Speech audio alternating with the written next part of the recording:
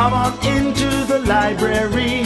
It's a place where I love to be. Look in a book, here's a story for you. Who makes stories when the day is through? Who makes stories when the day is through? Story makers, working through the night till the rising sun. Story makers, stories are fabulous, stories are fun. Milton Wordsworth, Shelley and Jackson, working through the night till the rising sun. Story makers, stories are fabulous, stories are fun.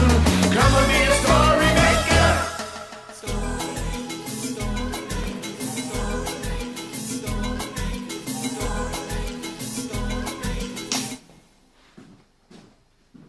Story makers.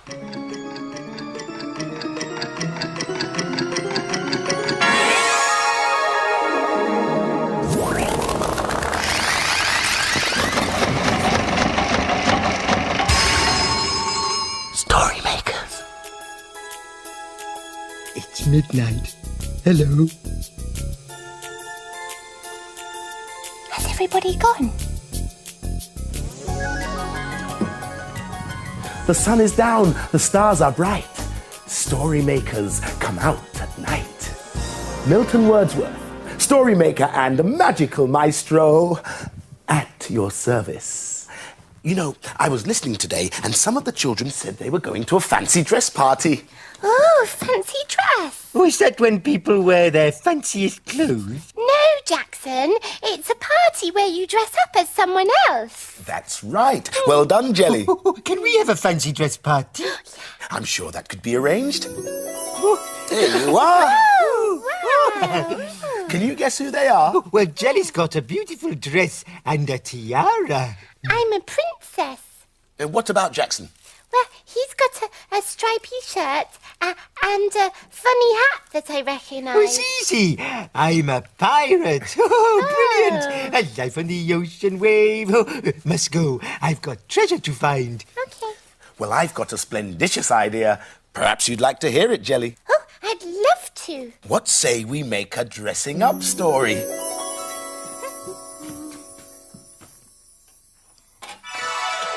Perhaps you'd like to help us get the machine going. You do it like this. Imagine a story.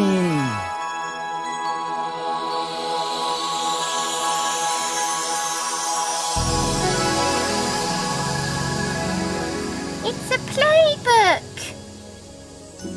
Tilly's dressing up day. Tilly was bored with her everyday clothes. She found them as dull as could be. She thought jumpers and skirts and t-shirts and trousers aren't very exciting for me. So Tilly's mum smiled and said, "Why don't you look beside your bed? Your dressing up box is standing there. It's full of special things to wear." So Tilly hugged her mummy tight and rushed upstairs with great delight. But before Tilly had her dressing up time, she needed to say her special rhyme. "Magic box by my bed, show me what to wear instead." The lid opened, what could she see? What would the magic box choose her to be? Tilly peered inside and smiled with pleasure. The magic box had offered her treasure. She lifted a crown out very lightly, a glittery crown that shines so brightly. Tilly delved inside the box once more, and a cape was the next thing she saw. "I'll be a princess," she said with a twirl. "This makes me such a pretty girl." She gazed and gazed into the mirror, and her eye caught something all of a shimmer. For in the box lay a sparkling wand, then a tutu white and airy. With these satin shoes and ribbons of pink, I can be a fairy. But then she thought, I might freeze with clothes as thin and cold as these. I need things that are warm and fluffy. But will Mummy call me Scruffy? "I know what to wear," said Tilly. "Perhaps something bright and really silly. I'll be a clown with a shiny red nose." a curly green wig and big shoes on my toes. But then Tilly said, I can't wear this. It makes my nose hurt and itch. So back in the box, Tilly rummaged and pondered. She thought and her mind wandered. A spotty dress and stripes on my tights. Does this go together? I think what I need to finish it off is my hat with a special feather. Tilly smiled and jumped with glee. Mummy, she cried, come and see me. Tilly, you look lovely, Mummy said. But now I think it's time for bed. She was a bit like a model girl. Can we have a story about being a model? I don't see why not, my little cherub. We are the story makers after all.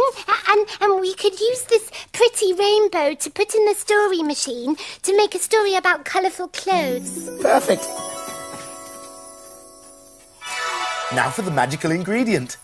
Yes, imagination. Are you ready? Imagine a story.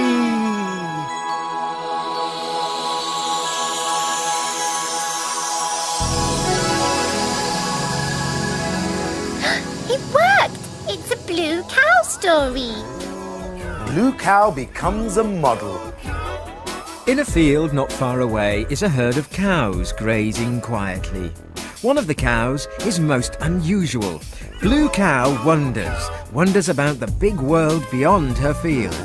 One day, Blue cow was munching grass when an advert showing beautiful and colourful clothes blew into the field. I wonder what it would be like to wear clothes like that.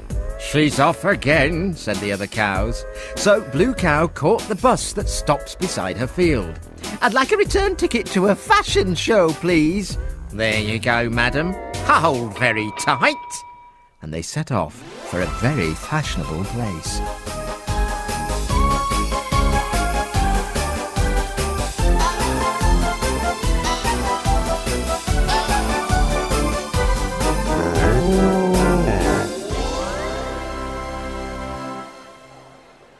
And then they arrived. When Blue cow got off the bus, she could hardly believe her eyes. She saw rows and rows of beautiful clothes and hats and shoes and coats and gloves, and all around her people were trying on the clothes. Suddenly Blue cow heard a cry. Mamma mia, it's a disaster. What's wrong? Said Blue cow. I'm Giorgio Ciocci, the designer. The famous catwalk model Meow Me Candle cannot come today. I need another model. Oh, can I help? Said Blue cow. Giorgio Ciocci looked at Blue cow carefully and then smiled and said, You are perfect, and you are blue. Wonderful. Blue is the only colour we do not have. Seconds later, Blue cow's nails were painted, her face was made up, and her horns were polished. Then Blue cow was dressed in red socks, an orange scarf, yellow feathers, green gloves, a purple skirt, and an amazing hat. Georgia looked at Blue cow and said, Oh, Blue cow, you are now every colour of the rainbow. Blue cow looked at herself in the mirror. Is that really me? She said. She hardly recognised herself. Georgia said, Blue cow, go out onto the catwalk just a cow, but come back a star. Blue cow stepped onto the catwalk. The people cheered and clapped. Photographers snapped lots of pictures. This way, Blue cow. Smile for the camera. Lovely. Blue cow was very, very happy. After the show, the clothes were put back on the rails and the makeup was taken off. Thank you, Blue cow. Come back whenever you want to be a model again, said Georgia. Oh, thank you, said Blue cow. Maybe I will. Bye. Milton, I've made you a fancy dress costume. Wow, thank you. What is it? It's a jelly design. Oh, my fancy dress is a jellyfish. That's right. Yeah. Oh, talented one. Could I make a suggestion? Of course. Could we use this to make a story? Oh, yes, that's great. Imagine, imagine, imagine a story!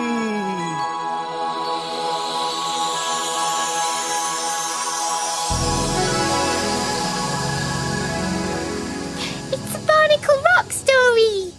It's called The Helmet Crab. Once upon a tide at Barnacle Rock, the seahorse baby woke up early. Rise and shine, everyone under the sea. Dad, I want to play now, I'm not sleepy. It's too early. Groaned Harry. Stay in the pouch. He started to snore. The seahorse baby was feeling naughty, so she floated out of the pouch. She hadn't gone far when she found a big cave to explore inside. The cave seemed to have an open window, which was very strange. I'm going to play forts in here, cried the seahorse baby. But suddenly, the window closed with a snap, and the seahorse baby was trapped inside.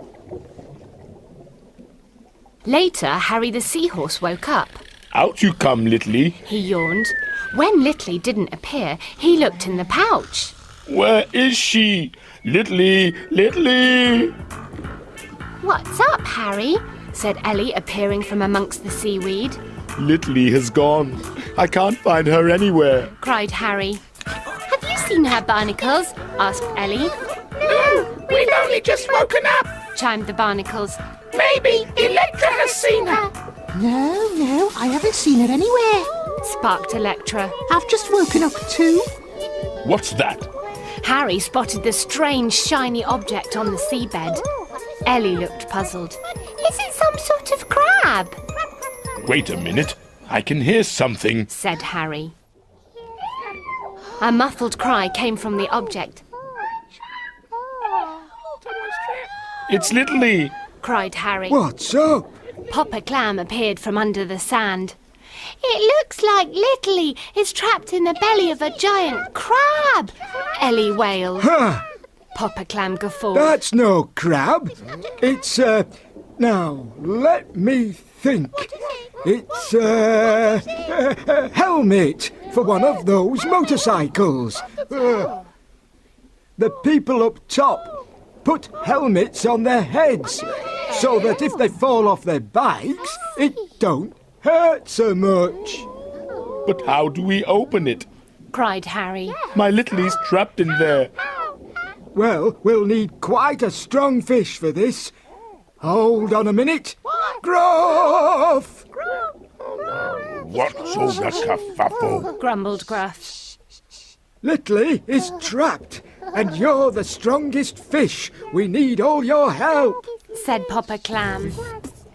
With one mighty nose shove, Gruff pushed open the helmet and the well seahorse done. baby popped out. Thank you, Gruff. She sighed. You mustn't go off without me. Said Harry. You're too little. Sorry, Dad. She whispered. Oh, we finished that story just in time for all the story makers. And princesses. And the pirates. Hidden away. The dawn is upon us. The morning is nigh. We've made our stories, and we bid you goodbye.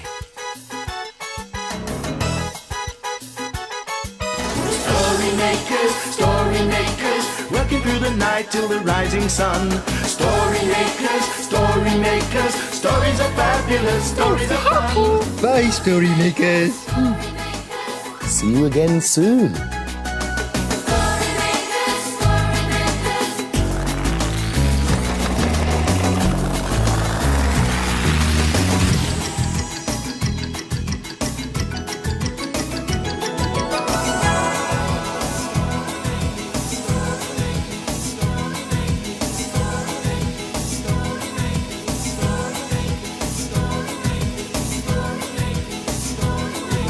Come with me